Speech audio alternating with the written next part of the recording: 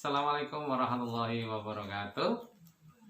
Alhamdulillah wassalatu wassalamu ala Rasulillah wa ala alihi washabihi wa man wala wala haula wala quwata illa billah. Selamat berjumpa kembali, mudah-mudahan Anda semua dalam keadaan sehat walafiat. Saya juga alhamdulillah dalam keadaan sehat dan mohon doanya supaya kami selalu dalam keadaan sehat.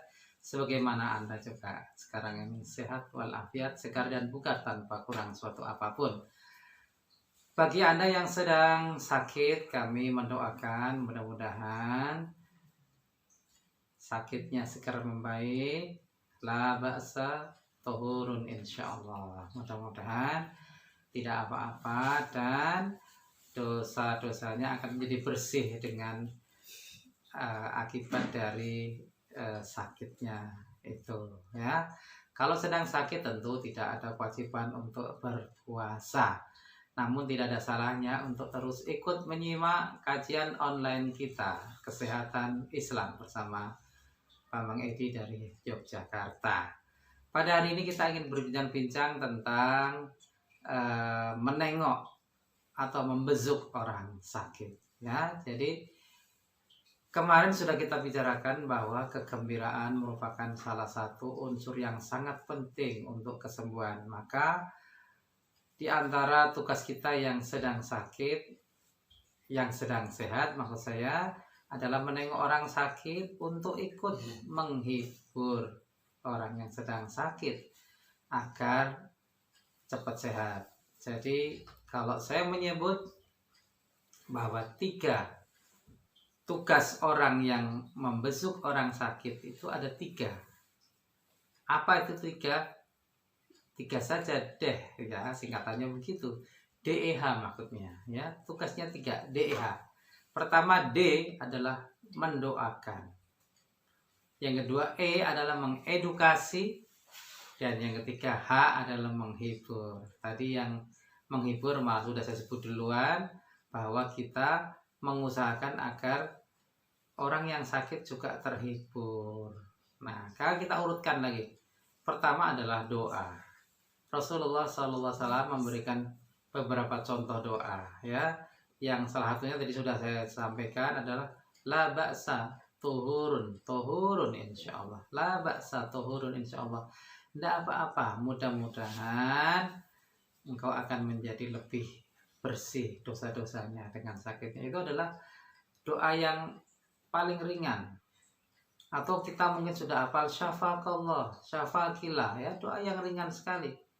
Semoga Allah menyehatkan Anda, semoga Allah menyehatkan Anda. K itu berarti laki-laki, Ki berarti perempuan. Syafaqallah, syafaqillah kalau perempuan. Ada doa yang cukup yang sedengan lah, bagus untuk kita doa, itu kita baca bahasa Arab tapi mudah. Nah, coba ya. Bacaannya begini. As'alullahal azim Rabbal arsil azim ayyashfiyaka. Ini laki-laki tentu ya K ya. Kalau perempuan Ki. Kalau banyak ya Kum. Kalau yang sakit banyak. Coba diulangi. As'alullahal azim Rabbal arsil azim ayyashfiyaka. Aku minta kepada Allah yang maha agung, yang maha tinggi, Rabbal arsil azim, Tuhan dari arsy yang tinggi, ayyashfiyaka, semoga dia menyehatkan atau menyembuhkan Anda. Ayyashfiyaki adalah perempuan. Jadi as'alullahal azim, Rabbal arsil azim, ayyashfiyaka atau ayyashfiyaki itu disunahkan dibaca 7 kali. Coba dibaca. As'alullahal azim Rabbal arsil azim ayyashfiyaka. As'alullahal azim Rabbal arsil azim ayyashfiyaka. As'alullahal azim Rabbal arsil azim ayyashfiyaka. As'alullahal azim Rabbal arsil azim ayyashfiyaka. As'alullahal azim Rabbal arsil azim ayyashfiyaka. As'alullahal azim Rabbal arsil azim ayyashfiyaka. As'alullahal-azim Rabbal arsil azim ayyashfiyaka. 7 kali, tidak lama. Idealnya kalau kondisi tidak seperti sekarang ini, Bagusnya mendoakan itu sambil memegang anggota tubuhnya.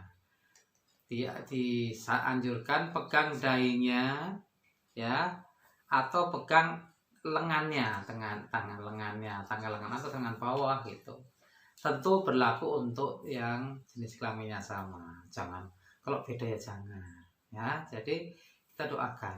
Doanya ada juga doa yang terkenal ya. Allahumma adhibil bas rabbanas isfi wa anta syafi la shifaa illa shifauka shifaan la yughadiru saqama.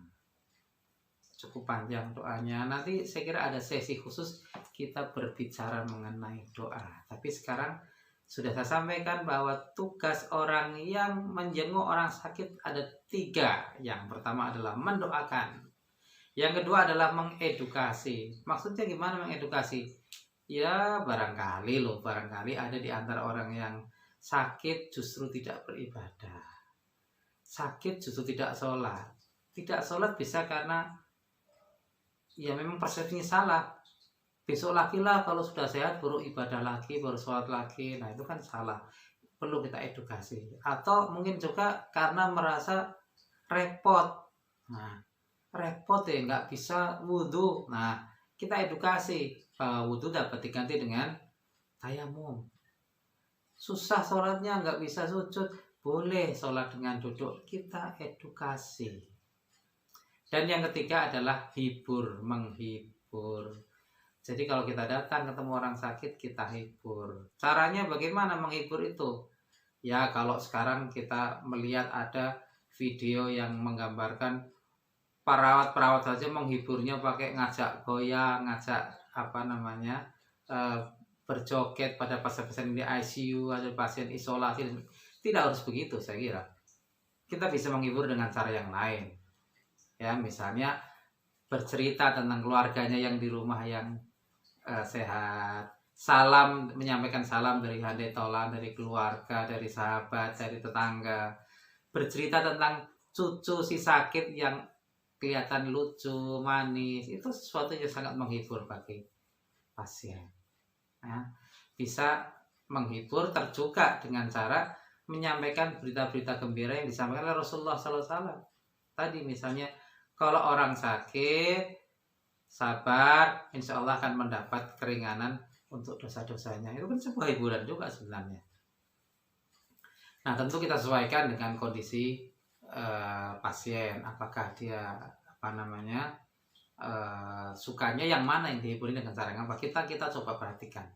Jadi kalau kita berkunjung pada orang sakit, kita perhatikan juga psikologinya. Termasuk di antara sunnah untuk berkunjung pada orang yang sakit adalah kalau umumnya kalau berkunjung jangan lama-lama. Namun kalau kita mempelajari psikologinya, kalau kita kunjungi kok senang sekali, dia ingin kita berlama-lama, bolehlah kita agak berlama-lama sedikit. Jadi kita sesuaikan dengan kondisi pasien. Yang terakhir saya kira saya ingin mengatakan bahwa tentang doa tadi, mengapa saya mencontohkan pakai bahasa Arab. Apa tidak cukup mengatakan semoga lekas sembuh, mugi enggal sae, enggal dangan, kalau bahasa Jawa, get well soon ya misalnya. Apakah itu tidak cukup? Sebenarnya boleh-boleh saja. Silakan. Atau kita double saja, karena membaca doa dalam bahasa Arab sesuai dengan hadis ya. Ungkapan dalam hadis kita kutip, itu berarti kita melakukan beberapa hal sebenarnya. Satu, kita mendoakan dengan bahasa terbaik, bahasa Arab, seperti contoh Rasul. Yang kedua, berarti kita melaksanakan sunnahnya. Yang ketiga, itu syiar. Oh ternyata kita mendoakannya adalah pakai bahasa Arab, itu sebuah syiar Islam. Ini sangat bagus. Bagaimana kalau yang sakit non-Islam? Saya punya pengalaman bahwa saya bisa minta izin kepada pasien yang sakit itu, yang non-Islam itu, boleh nggak saya doakan pakai bahasa Arab?